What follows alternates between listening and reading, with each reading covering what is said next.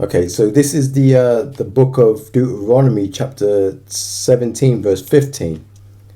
And it says, "Thou shalt in any wise set him king over thee, whom Yahweh thy power shall choose. One from among thy brethren shalt thou set king over thee. Thou mayest not set a stranger over thee, which is not thy brother." So Joe Biden is not our brother. Camilla Harris, to me, I believe she's a tear. I don't think she's an Israelite because the way that she's, dealt with the brothers. I mean, not even the brothers, but the Israelite men. You know what I mean, of our nation. She's gone out of her way to see that they be put in prison. You know what I mean? Like what kind of a person puts their own people in prison? That's like me saying, all right, I'm gonna put my brother here in prison. And that's I'm happy about that. I'm good about that. No, I want to see them rise up, man. I want to see them be kings. That's what I want to see. But this Camilla Harris wants to see the downfall of her men. That just goes to show you she ain't part of this nation. She's just another brown face that they throw out before you simple jakes out there, and you lot eat it up, man. They did the same with Barack Obama. He wasn't our people either, as if they're gonna put one of our people in power in that a position of that much power. I don't think so, man.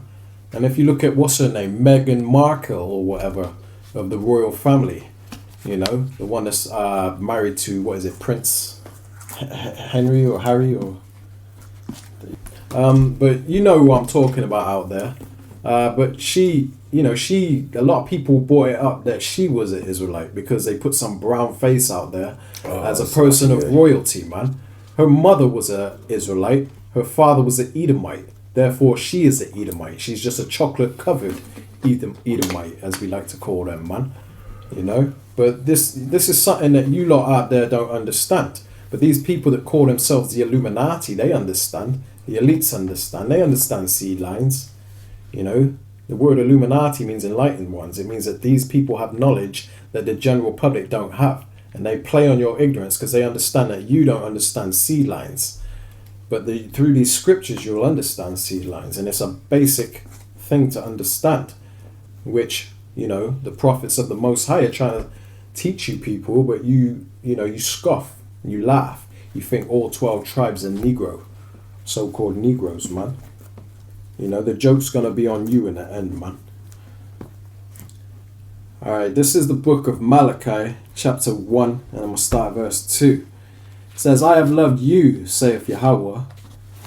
Yet ye say, wherein hast thou loved us? Was not Esau Jacob's brother, saith Yahweh? Yet I loved Jacob, and I hated Esau." So the Most High hates Esau, man. He hates the nation of Edomites. And we're not talking about all people that look like Caucasians, because through the Spirit you can tell that some of them are actually Israelites in Edomite flesh. It's all about the seed line, man. The seed line of the Father. And through generation after generation of seed mixing, you get people that look like other nations that are going to be of the tribes of Israel. Therefore, like we say all the time, we are not known as the black Hebrew Israelites among them that understand.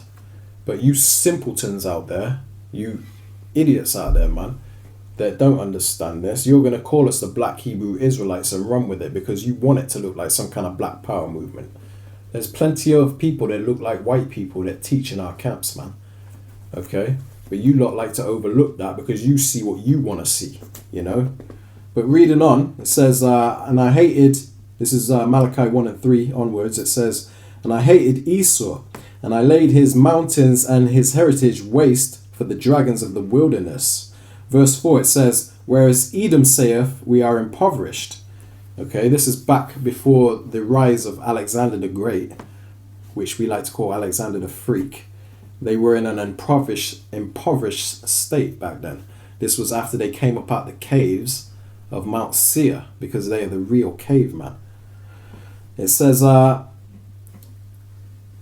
Whereas Edom saith, we are impoverished, but we will return and build the desolate places, which they're doing today. You know, they've got their cities set up all over this world. Says, thus saith Yahweh of hosts, they shall build, but I will throw down. So when they're at the peak of their building, which they're at now, you know, they've pretty much reached their climax, the peak of their new world order, the peak of their technology. It says, they shall build, but I will throw down. And they shall call them the border of wickedness. So this is the time that we're living in now, where we're starting to uncover all their dirty secrets that they like to try and hide. We're uncovering and revealing their track record, that they are the problem in this earth, their sea line. They have to go. But they're known as the border of wickedness, which I said earlier is the cancer of the earth, man. They're the cancer of the earth. It says, and the people against whom Yahweh have indignation forever. So indignation is basically righteous anger. So the Most High is going to be angry with these people forever. Yeah, and this goes back into what my brother was bringing out about in the book of Daniel, about the iron and the clay mixed together. These are the symbolism, I guess you could say, of them rebuilding their nation. You know, they're building that up because they've come back into power through Alexander the Freak. You know, so that's basically what that's going into. You know, is showing that they're rebuilding the desolate places. So yeah, you got that iron, which is the Roman Empire, and then you've got, you know, the clay that's mixed in with it, which is the continuation of that Roman Empire. So you've got the when the Roman Empire fell, you know, they've come back through the Vatican, which has established what we know as America today, and that's the clay. Because, like my brother was bringing out, iron is strong. It's an industrial strength, you know, for building. You know, it's a element for building. You know, yeah. And then you've got the clay, which is not so strong, and that's what you're seeing in America today. You're seeing that structure crumbling. Yeah. And when Rome was strong, when it was like real strong, it had a Senate. You know, it had a Senate that was actually insightful into the escapades around the world, you know, and it actually came out and brought out sound. It actually established the Roman Empire politically, you know, like, right. And with Caesar as the head of the figurehead, you know what I mean. But the men who actually run Rome were the men of the Senate, you know. That's right.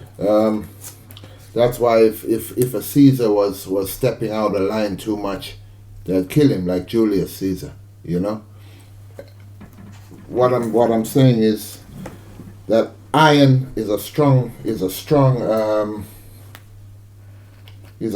mineral, whereas clay it's something that can't support. It can't support the weight of kingdoms. So in these last days, this Babylonian kingdom is an amalgamation of all these past empires that have contributed to the fact. Well, what does the Most High say? I will redeem you out of the place which is called Sodom and Egypt. So we know all these ancient demonic empires have come back, but this is the last leg of Rome. That's right. If you can receive that in the spirit, you know. And thou sawest till a stone was cut out without hands, which smote the image upon his feet. So what's that stone that's cut out without hands? The men of the Lord who are standing on their feet in these last days. And what brings down these kingdoms? The preaching, the declaring of prophecies, nothing else. Yes, the Most High is gonna eventually bring thermonuclear destruction on it, but that stone that is being cast in, that's us right here. Mm-hmm. You know, and other brothers across the earth, you know. So it says, thou sawest till a stone was cut out without hands. So there was no hand in this growing of this truth that is within the world right now. You know, there was no hand within that. There was men have grown through Yahweh Bahashem, Yahweh Shai, and that's it. You know, no other seminary school within this earth can take credit for the rising up of Israel in these last days. Which smote the image upon his feet, that were of iron and clay, and break them to pieces. So because we are declaring judgment in these last days, that's why you see all of the things that they had set up what to do are getting sped up, and the Most High really is speeding up the time. You know. Then was the iron, the clay, the brass, the silver, and the gold broken to pieces together, and became like the chaff of the summer threshing floor. And the wind carried them away, that no place was found for them. All right. Then was the iron, the clay, the brass, the silver, and the gold broken to pieces together, and became like the chaff of the summer threshing floor, and the wind carried them away, that no place was found for them. What's that? All previous rulership has been dismantled. You know, that wind has carried them away, and that fallout wind from the thermonuclear destruction is real powerful. But really and truly, that spiritual wind that will enable kingdoms like this never to rise again within the earth. Why? We're going to find out. And the stone that smote the image became a great mountain. So what does mountain symbolize scripturally? Rulership, right? And that stone that smote the image became a great mountain and filled the whole earth. So that great mountain, that rulership, the stone is the Israelites in these last days. But that stone, those little camps you see all over the highways and hedges around the world, that is going to establish into a governmental system that is going to monopolize the whole earth under the law, statutes, and commandments of Yahweh. You know, and what is talking about now, that great mountain, that's the rulership, and fill the whole earth. So that means rulership over the whole earth. That's what's going to happen in the end times, and that is going to be the end of Esau's kingdom and any other kingdom of the heathen that could rise after that. Yeah, I got a precept just to jump off the back of what you were stating as well. Is the fall of this kingdom is in regards to when the Israelites are bringing out the scriptures to the four corners of the earth, which is what we're doing through this video.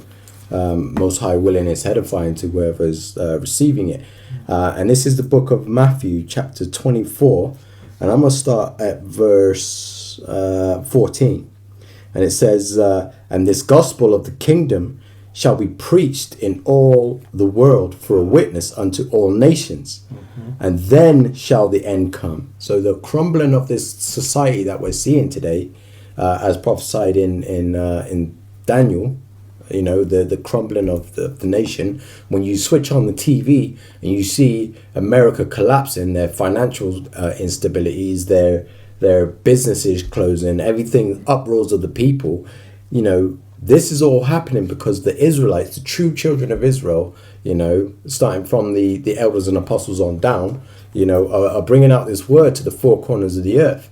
So, you know, through this word is shaking up the entire foundation of what we know as society and the earth today, you know, and it's beautiful, you know, for an Israelite, this is beautiful because we know what comes next, you know, the end of this wicked rulership and the beginning of a righteous rulership that will last forever, you know, and that's what we hope for, you know, and it's a beautiful thing. And that's a good precept that you brought out there.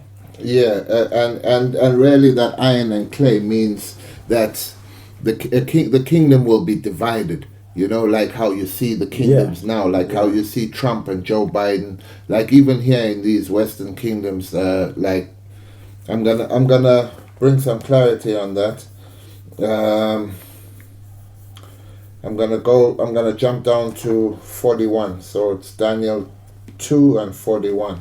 And whereas thou sawest the feet and toes, part of potter's clay and part of iron, the kingdom shall be divided, but there shall be in it of the strength of the iron. So you still got that military might within it, you know. For as much as thou sawest the iron mixed with miry clay, but you've got that crumbling of a system. You've got the military might, but a crumbling of a system, starting with these bogus politicians. And as the toes of the feet were part of the iron and part of clay, so the kingdom shall be partly strong and partly broken. Right now, America's system is partly broken because you got a lot of Trump supporters that ain't. They think the voting has been rigged. They're not accepting Joe Biden. I'm just using this as a microcosm. This is, we're talking about the downfall of Babylon the Great, but really and truly we're talking about the downfall of all of these Edomite empires. You know, right. You know, and if you see it, their kingdoms are broken. They still got the strong military might, but like over here, Brexit, hella divided between the people. You know, they can't really. Nobody can really see eye to eye on that. You know, Europe against the UK, America against Europe, America against itself, the UK with internal conflicts as well. You know, so the kingdom shall be partly strong and partly broken.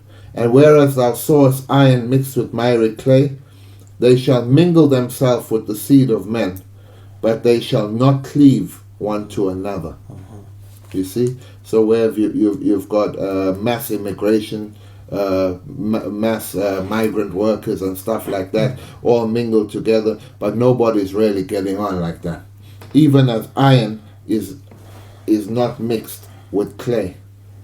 And in the days of these kings, who is he talking about? In the days of these kings. Because really and truly the word is being made manifest. So how do we know it's in these days? How do we know it's in these days? Because, if I may, I'd like to go to the last chapter of Daniel, which shall tell us here. And it's Daniel chapter 12 and 9. And he said, Go thy way, Daniel, for the words are closed up and sealed till the time of the end. The words are closed up and sealed till the time of the end. How come we're breaking down these words right now? Because we know it's the time of the end. What's it talking about now? The kingdom that is at the end. The kingdom of the clay and iron. That has been at the end. So we know by deduction that the feet with the miry clay and iron is the end kingdom, the last kingdom to rule the earth. And when is the words going to be made manifest unto us? In the time of the end. So here we go. And in the days of these kings, which is the time of the end, shall the power of heaven set up a kingdom which shall never be destroyed. All right. So when is he going to set up the kingdom? In the time of these kings. That's right. So the constructs of the kingdom to come have already been built. You know what I mean? By men standing up on the highways and hedges. That is already the construct of the kingdom. And death can't even stop it. Because those who die in Yahushua, they will be raised first. You know? And the kingdom shall not be left to other people. So what does that symbolize? Finish with the rulership of the heathen. No more. And the kingdom shall not be left to other people, but it shall break in pieces and consume all these kingdoms, and it shall stand forever. And continuing with the men who are on the highways and hedges, for as much as thou sawest that the stone was cut out of the mountain without hands, and it brake in pieces the iron, the brass, the clay, the silver, and the gold, the great power hath made known to the king that what shall come to pass hereafter. And the dream is certain, and the interpretation thereof sure. So this is not to say, will it come to pass? Maybe it is coming to pass. Yeah, that said Yahweh. That's right. I've got a couple precepts to bounce off of that. I've got 3 actually. So when it talks about the feet of the statue in Daniel's dream that was made of iron and clay. Now that a precept of that is in the book of Matthew chapter 12 and verse 25. It says, "And Yahushua knew their thoughts and said unto them, Every kingdom divided against itself is brought to desolation, and every city or house divided against itself shall not stand."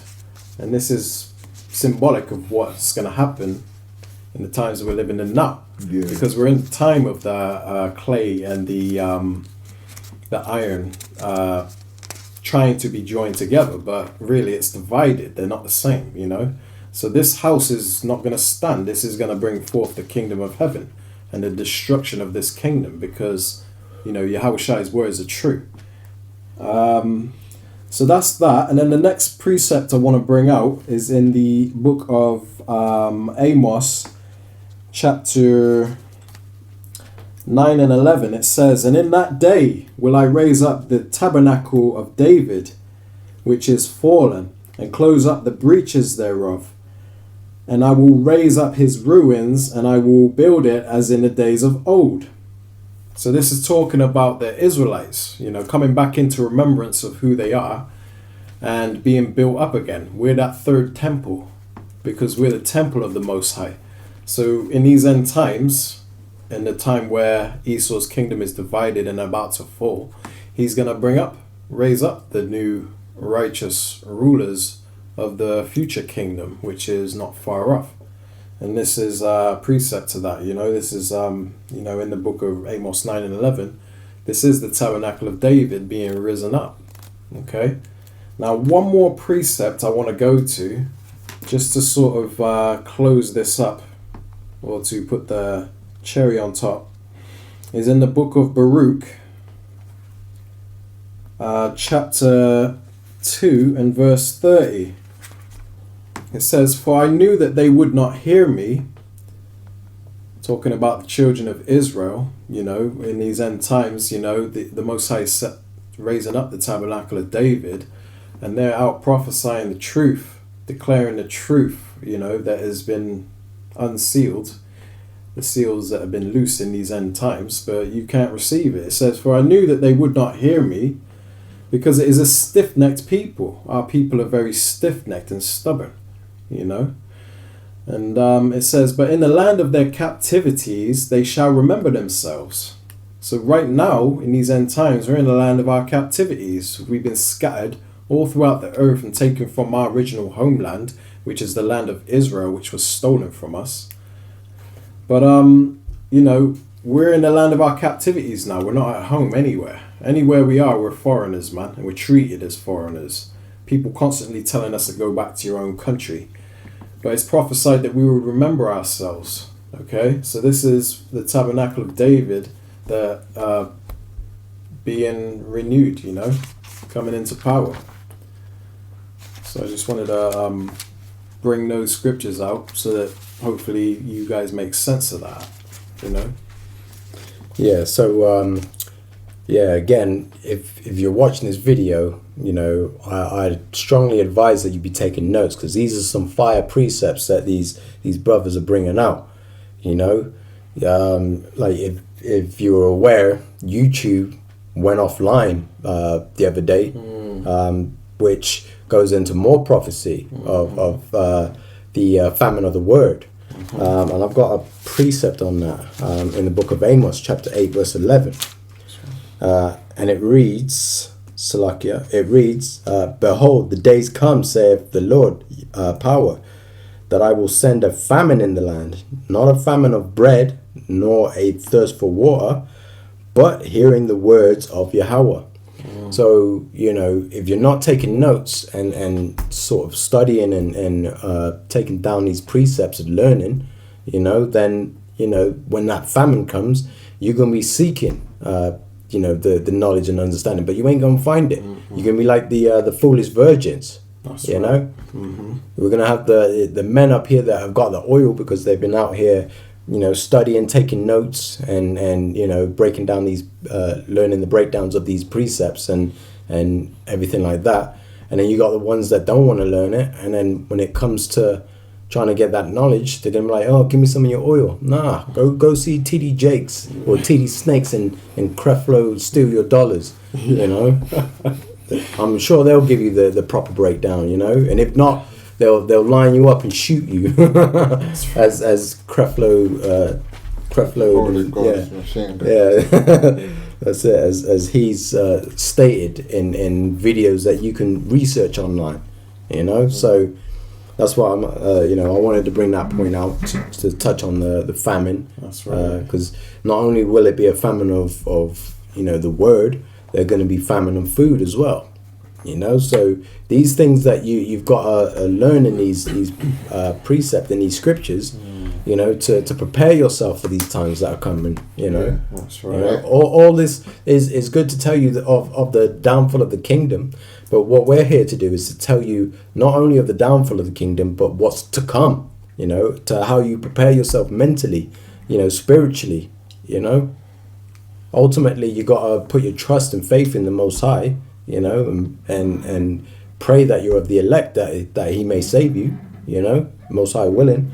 But if you want to just sit there and scoff and say it's a bunch of fairy tales, then hey, you know, let's see how your gods do in those times. A quick precept off of what you just said. This is the book of Isaiah, chapter 33 and verse 6. It says, "And wisdom and knowledge shall be the stability of thy times, God. and strength of salvation. The fear of Yahweh is his treasure." So if you're not treating this like a treasure, then you're going to be caught up in what's coming. You know, these scriptures prepare you for what's coming, man. Like my brother here said, you know, you got a famine of the word coming, where you're not always going to have access to this truth. You've also got a famine of bread and water. So, you know, if you're not seeking the Lord, you know, then to be covered in these end times and protected from what's coming, then you're going to be out of luck, man. You know, you're going to be caught up in what's coming. So this knowledge and understanding of these scriptures is going to be the stability of the times that we're living in, is what this scripture is saying. Yeah. Okay, so treat it like a treasure, you know. Yeah, and the treasure there is the fear of the Lord. That's That's right. right. That's right. Because through the fear of the Most High, that's you will feel no evil thing. And in these last days, there's a lot of evil things that you could feel, you know, namely a jab from the needle of an RFID microchip, because the scriptures that charagma means insertion, but going deeper into that charagma, it means insertion from the fangs of a snake, from like a serpent bite. So what does that push into your system? Poison. So that fang of a snake resembles the needle that pushes whatever they're gonna push into your system by the way of also the RFID microchip. You know, That's right. that's you don't want to find yourself on the back of that. That's right. That's right. And you know, just quickly bring out a precept. This is the book of Psalm, chapter 34, and verse Psalm 34, Salakia. This is the book of Psalms, chapter 34, verse 7.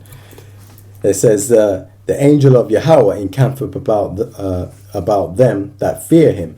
And how do we fear Him? You know, by getting that wisdom and keeping the commandments, getting that knowledge. That's how you Right. fear Him. Because You know? the fear of the Most High is the beginning of wisdom. Exactly. Can't. That's right. So I'm going to read that again. So that's Psalm 34 and 7. "The angel of Yahweh encampeth around about them that fear Him and delivereth them." So that's the only way you're going to get delivered in these times. You know? The fear of Yahweh. That's right. By Hashem Yahweh Shai. You know, stocking up on bullets. Eventually, them bullets are going to run out. You stock up on food. Eventually, that food's going to run out. Yeah. You know, but the Yeah. protection and the the protection of the angels and of the Lord, man, that's never gonna run out. Yeah, that's right. You know. His mercy endureth forever. God. Yeah, and that fear is something that that spirit is put upon you. You know, it's not something you just wake up and say, "Oh, I fear the Most High." How do you get to fear the Most High? By knowing His judgments, by coming into by supping with Him, and you know that He can that He's going to bring the destruction of the world. So really and truly, your belief, you know, brings that fear. God. And this is Ecclesiastes 12 and 13. Let us hear the conclusion of the whole matter. Fear Yahweh and keep His commandments, for this is the whole duty of man. There you go. Right there. That precept bullet points it all, man. Right there. It's like the shotgun.